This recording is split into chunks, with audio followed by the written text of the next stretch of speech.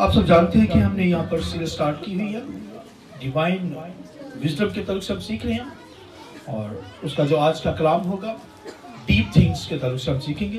तय की बातें, तो बड़ी खूबसूरत बातें आज खुदा के कलाम में से बयान करूँगा और मैं चाहूँगा कि मेरे साथ खुदावन के कलाम में से हवाला निकालिए।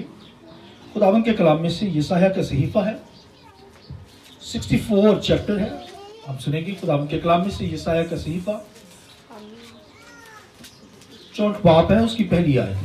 काश कि तू आसमान को फाड़े और उतर आए कि तेरे हजूर में पहाड़ रज खाएं। जिस तरह आग सूखी डालियों को जलाती है और पानी आग से जोश मारता है, ताकि तेरा नाम तेरे मुखालफों में मशहूर हो, कौमें तेरे हजूर लर्जन हो। जिस वक्त तूने महीब काम किए जिनके हम मुंतजर ना थे, तो उतर आया और पहाड़ तेरे हजूर कांप गए, क्योंकि इब्तिदा ही से ना किसी ने सुना, ना किसी के कान तक पहुंचा और ना आंखों ने तेरे सिवा ऐसे खुदा को देखा जो अपने इंतजार करने वालों के लिए कुछ कर दिखाए। एक रेफरेंस मैं चाहूंगा खुदावन के कलाम में से पढ़िए, मेरे साथ खुदावन के कलाम में से निकालिए। खुदावन के कलाम में से पहला ग्रंथियों 2 बाब उसकी 9वीं आयत, खुदावन के कलाम में से वैसे ही हुआ है, बल्कि जैसे लिखा है वैसा ही हुआ है कि जो चीजें ना आंखों ने देखी, ना कानों ने सुनी, ना आदमी के दिल में आई, वो सब खुदा ने अपने मोहब्बत रखने वालों के लिए तैयार कर दी है।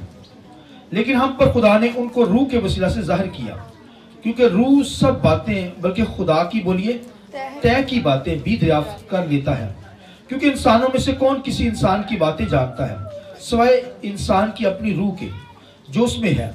इसी तरह खुदा के रूह के सिवा कोई खुदा की बातें नहीं जानता। मगर हमने न दुनिया की रूह बल्कि वो रूह पाया जो खुदा की तरफ से है, ताकि उन बातों को जाने जो खुदा ने हमें अनायत की हैं। और हम उन बातों को उन अल्फाज में नहीं बयान करते जो इंसानी हिकमत ने हमको सिखाए हैं हों, बल्कि उन अल्फाज में जो रूह ने सिखाए हैं, और रूहानी बातों का रूहानी बातों से मुकाबला करते हैं। मगर नफसानी आदमी खुदा के रूह की बातें कबूल नहीं करता, क्योंकि वो उसके नज़दीक बेवकूफ़ी की बातें हैं और ना वो उन्हें समझ सकता है, क्योंकि वो रूहानी तौर पर परखी जाती हैं। लेकिन रूहानी शख्स सब बातों को परख लेता है, मगर खुद किसी से परखा नहीं जाता। खुदावन की अकल को किसने जाना है कि उसको तालीम दे सके, मगर हम में मसीह की अकल है। खुदावन के पाक कलाम के पढ़े सुने जाने पर खुदावन की बरकत हो। शुक्र से बैठ जाइए। मैं चाहूंगा आइए जोरदार तालियां बजाकर पाकवी के लिए, खुदा के रूह के लिए जोरदार तालियां बजाकर खुदा के नाम पे गाएंगे। Hallelujah, hallelujah, hallelujah, hallelujah. आइए पाकवी के लिए जोरदार तालियां। मसीह यीशु में आपकी बहुत सलामती हो और मैं चाहूंगा आपके पास जो बैठे हैं उनको आप सलाम कीजिए, गॉड ब्लेस यू कहिए। सलामती चाहिए क्योंकि हम सलामती के लिए कॉल किए गए, बुलाए गए हैं। तो असल से खुदा ने हमें बुला रखा है। डीप थिंक के ताल्लुक से तय की बातें, हमारा जो आज का सब्जेक्ट होगा तय की बातें, डीप थिंग्स। तो ये गहराइयों की बातें आज होने लगी हैं, डीप गहरी बातें, डिवाइन विजडम। मरकजी हमारी आयत है दानियल की किताब 12वां बाब 4थी आयत में लिखा है कि दानिश क्या होगी? अज़ूर होगी। दानिश, बहुत सारे लोग आएंगे, तफ्तीश व तहकीक करेंगे और खुदावत के कलाम लिखा आखिर जमाना में लिखा दानिश अज़ूर होगी। दुनिया में बड़ी सर्च हो रही है, तहकीक हो रही है। अब देखिए हर तरह का नॉलेज इंसान ले रहा है और आज तो मोबाइल हमारे हाथों के अंदर है, जो बोलते हैं वही हमारे सामने आ जाते हैं। इतना फास्ट नॉलेज है, ये तो दुनिया का नॉलेज है। मगर डिवाइन जो आसमानों का नॉलेज है वो तो इससे परे बहुत आगे है। तो उस विजडम को, आसमानी विजडम को हमने पकड़ना है, खुदा की हिकमत को, दनाई को, फहम को, खिर्द को पकड़ना है। अंडरस्टैंडिंग हमें आ जाए तो किसी भी इल्म का इल्म को समझ के साथ जब इस्तेमाल किया जाता है तो इसे कहते हैं विजडम, दानिश, दनाई बढ़ जाना। कोई भी इल्म आपके पास है उसे आप समझ के साथ अंडरस्टैंड करके जब उसे यूज करते हैं तो आप दानिशवर जाते हैं, दानिशवर लोग कहलाते हैं। आप सब दानिशवर हैं, आमीन। मगर ये दानिश बढ़नी है आगे, ये रुके ना, ये आगे बढ़ेगी भाइयों। हमारे बाद जो आएगी वो उससे भी आगे दना लोग होंगे, दानिश उनकी अफजू होगी बहुत ज्यादा। तो भाइयों हमारी तो भी जो है वो दानिश बहुत आगे हो, आमीन। लिहाजा डीप बातों को हमने लेना है, खुदा के कलाम की डीप बातें, गहरी बातें, और ये गहराई की जो बातें हैं ना, ये डीप बातें, डेप्थ को पकड़े। कोई शख्स मर जाए ना, अब देखिए पानी में नहाते हैं, गहराइयों के अंदर नहीं जाते, हद होगा तैरने के दर्जे तक पहुंच जाते हैं पानी में जो नहाते हैं। तो भाइयों जो तैरने के दर्जे तक पहुंच जाते हैं, मगर डेप्थ जो है, गहराई जो है, डीप जो है, तय की बातें जो तय है पानी की, वहां कोई नहीं जा सकता भाइयों तय की बातों को। और आप देखिए बड़ी बड़ी वेल्स, मछली जो है ये गहराइयों के अंदर तैरती है, ऊपर नहीं, गहराइयों के अंदर तैरती है। एक शख्स पानी के अंदर तैरता है, शायद उसकी डेथ हो जाए तो वो तय के अंदर जाए, मगर फिर भी वो तय के अंदर बॉडी नहीं जाएगी उसकी। मगर ये बातें जो मैं करने को हूं ये तय की बातें, आमीन। तो भाइयों तय की बातों को कौन पकड़ेगा? गहराइयों को, पानियों की गहराइयों के अंदर भाई कौन जा सकता है? कोई नहीं जा सकता। तो भाइयों खुदा के तय की बातें, अंदर की बातें हमने कौन लेगा? कौन लेगा भाइयों? ये भाइयों एक शख्स समुद्र पर खड़ा होकर गहराइयों को कहे कि मैं गहराइयों को जान के हूं, नहीं भाई समुद्र है, उतरना पड़ता है नीचे, बहुत बहुत मुश्किल है कोई जा सके गहराइयों। दुनिया के अंदर हालांकि समुद्रों के अंदर बड़ी सर्च हो रही है, वो जा रहे हैं भाई, बड़े बड़े बेड़े, छोटी छोटी कश्तियां, ऐसी टेक्नोलॉजी बहुत वसी हो गई है कि समुद्रों की तह तक जा रहे हैं, बड़ी सर्च हो रही है दुनिया के अंदर, मगर भाइयों तह तक नहीं पहुंच सकता। जमीन जो आप जमीन के ऊपर चलते हैं ना, ये जो जमीन है, सुनिए गौर से, ये जमीन को भाई, जमीन का जो कोई मरकज जो है ना, उसकी तह को आज तक साइंसदान नहीं ढूंढ पाए, क्योंकि इसकी तह के अंदर तो आग है, सूरज की आग से भी ज्यादा आग है। इस जमीन की तह के अंदर कोई नहीं गहराइयों के अंदर जा सकता भाई, आग ही आग, और उस आग की वजह से हम नॉर्मल जिंदगी बसर करते हैं। ये भाई नॉलेज की बातें, विजडम, हिकमत की बातें हैं, ये आम बातें नहीं हो रही। और आसमानी विजडम, ये तो दुनिया की भाई गहरी बातें, तय की बातों की बात हो रही है। मैं तो अभी आसमान की बातें, खुदा के अंदर की बातों को बात करने लगा। ये तो समुद्रों की गहराइयां, मगर खुदा की अंदर की बातें तो उससे भी आगे हैं, आमीन। लिखा है कोई अपने अंदर की बात जो है वो, लिखा है हर शख्स का रूह जानता है कि उसके अंदर की बातें क्या हैं। मेरा रूह जो है मेरी अंदर की बातें जानता है, आपका रूह मेरे अंदर की बातें नहीं जान सकता, ना मैं आपके अंदर की बातें जान सकता हूं। बाइबल के अंदर लिखा है कि आपका रूह आपके अंदर की बातें जानता है, और मेरा रूह कौन सा जानता है? मेरा रूह मेरी अंदर की बातें जानता है, और खुदा का रूह खुदा की तय की बातों को जानता है। आइए खुदा की जलाल करें, हालेलुया। ये खुदा का रूह खुदा के अंदर से बातें लाकर हमें देता है भाइयों, वरना खुदा को हम जान जाएं, हम नहीं जान सकते। ये तय के अंदर कौन उतरेगा भाइयों? ये होली स्पिरिट उतरता है, रूह कुदस, पाक रूह। मेरा रूह मेरे अंदर की बातें जानता है, और आपका रूह आपके अंदर की बातें, मगर खुदा का रूह लिखा है खुदा के अंदर की बातें निकाल लेता है, हालेलुया, वो हमारे पास ले आता है, आमीन। ये होली स्पिरिट है, पाक रूह। लिखा है खुदा का रूह, पाक रूह, होली स्पिरिट। लिखा है खुदा की तय की बातों को, जो खुदा के अंदर है ना भाइयों, वो खुदा का रूह लाता है। वरना हमें भाइयों, हमें ये दनाई कहां से मिलेगी? ये खुदा अपने लोगों को देता है, आमीन। होली स्पिरिट खोल देता है भेद, रूह कुदस खोल देता है भेद, दनाई की बातों को ओपन कर देता है भाइयों। इस दनाई को पकड़ना है हमने, मैंने बताया दुनिया की हिकमत, नफसानी हिकमत उसकी किसमें है? शैतानी हिकमत है, नफसानी हिकमत है, दुनियावी हिकमत है। मगर हमने तो भाई डिवाइन हिकमत को, दानिश को पाना है। आमीन। दुनिया की हिकमत के पीछे ना दौड़े, नफसानी हिकमत के अंदर पीछे ना दौड़े, और इंसानी हिकमत के पीछे ना दौड़े। लिखा है खुदा की हिकमत को हमने पाना है, विजडम को, दानिश को पाना है। तो भाइयों, खुदा का इल्म, खुदा के अंदर की बातें, तय की बातें कौन लेगा? वो खुदा का रूह हमारे पास लाता है। आमीन। मैं चाहूंगा पाकरों के लिए हम जितनी तारीफ जा सकते हैं जोर करें। Hallelujah, hallelujah. लिखा मेरा रूह मेरे अंदर की बातें जानता है। मैं आपके अंदर की बातें नहीं जान सकता, आपका रूह आपके अंदर की बातें जानता है।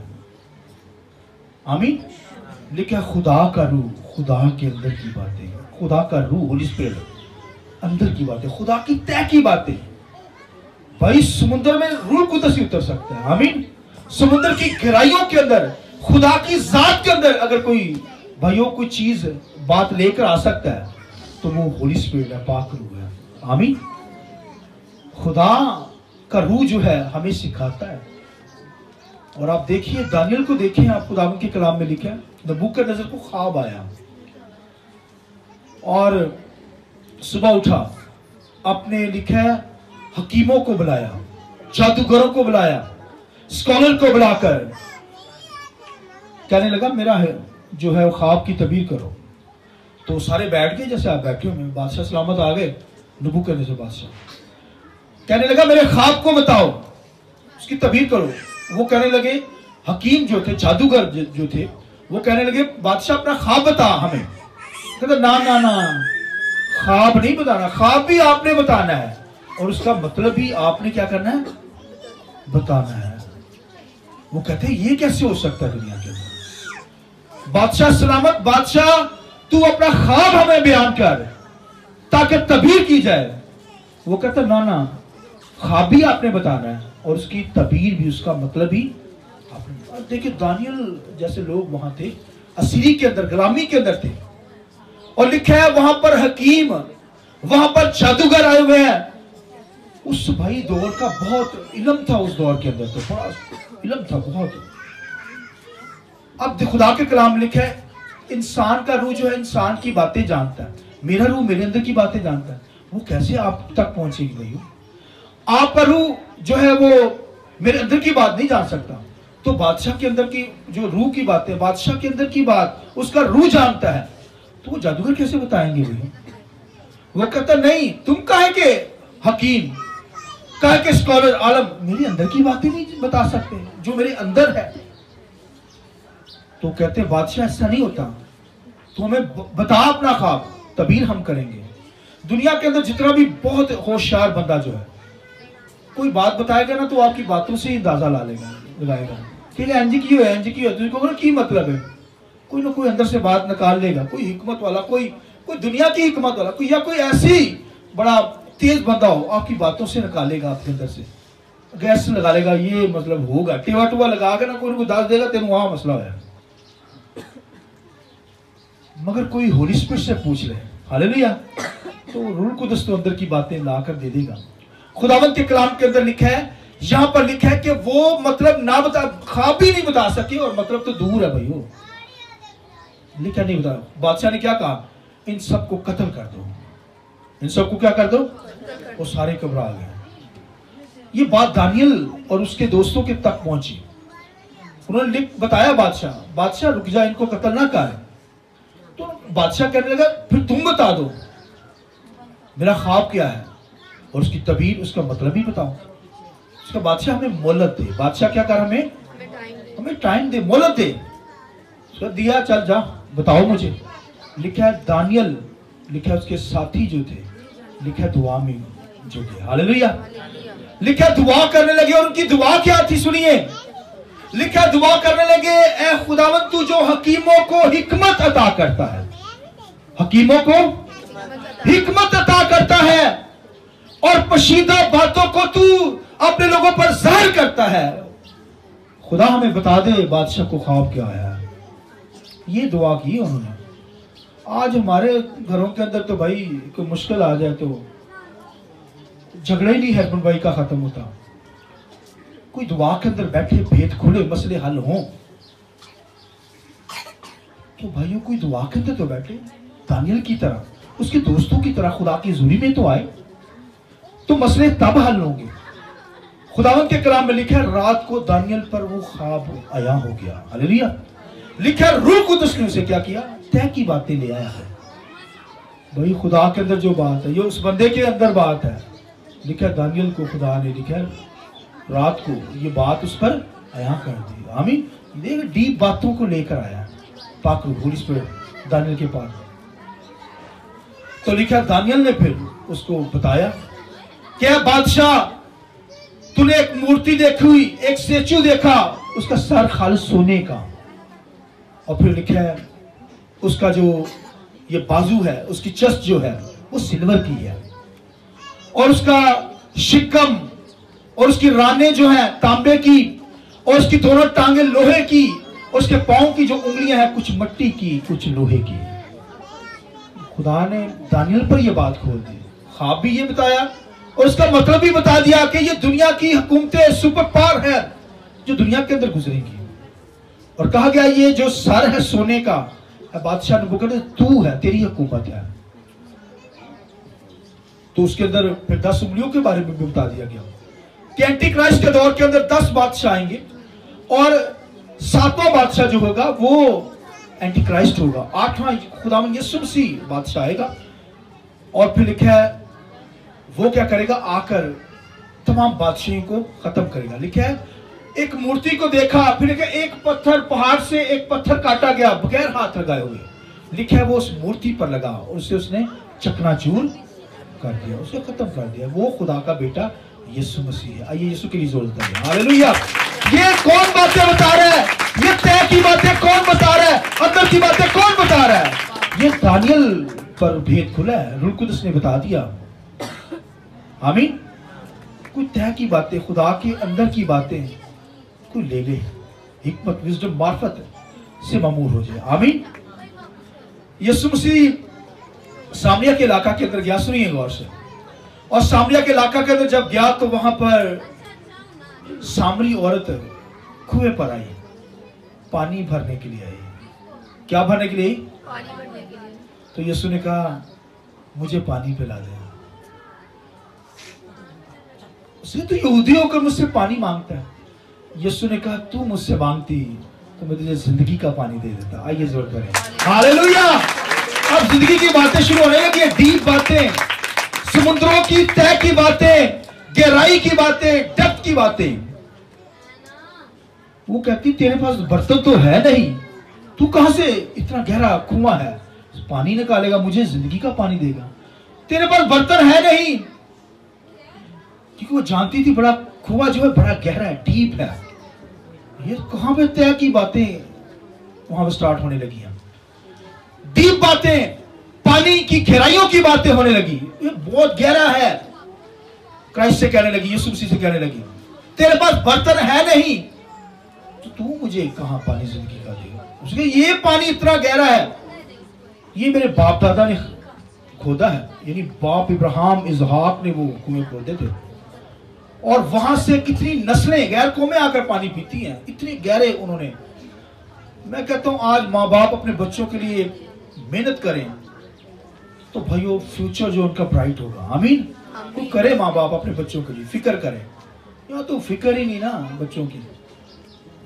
तो ये देखें बाप दादा ने मेहनतें की हैं, इब्राहिम इसहाक ने मेहनत की है, वो कुएं खोदे थे, उन्होंने बड़े गहरे खोदे थे, और उसे पता था कि पानी की गहराइयां, पानी बड़ी मुश्किल से पानी तय से निकाला जाता है, वहां से कुएं से निकाला जाता है, बहुत गहरा कुआं है।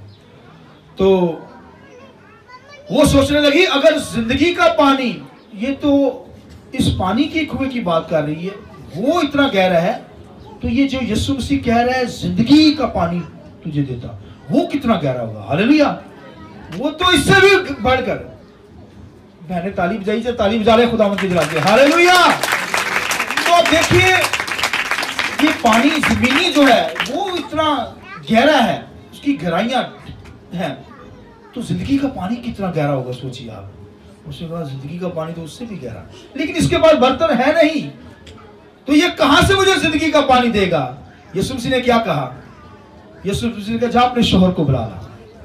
कहती मेरा कोई शोहर नहीं। यीशु ने कहा 5 शोहर तूने किए हैं, चल झूठी, झूठ बोलती है। वो फौरन मसीह के कदमों में गिर गई। उसने कहा ये तो मेरे अंदर की बातें जान गया, तू मुझे क्राइस्ट खुदा का बेटा मालूम होता है। ये खुदावन के जलाल की है, उसकी जिंदगी बदल गई। ये गहराई की बातें, तय की बातें खुदा का बेटा लाया है। अंदर से जब बात आई ना, उसने ये तो मेरे अंदर की बात ही बाहर ले आया। लिखा मसीह के कदमों में गिर गई। उससे कहा तू क्रिस्तस है, मसाया, खुदा का बेटा जो आने वाला है, तो वही है। और वो लिखा भागी गई और लिखा अपने सारे इलाका को ले आई कि मेरे अंदर की बातें जानने वाला, तय की बातें जानने वाला वो क्राइस्ट खुदा का बेटा वहां मौजूद है। आमीन भाई, वो खुदा का, मेरा रूह मेरे अंदर की बातें जानता है, आपका रूह आपके अंदर की बातें, मगर खुदा का रूह खुदा की तय की बातों को अंदर से ले आता है, हमें देता है। आमीन।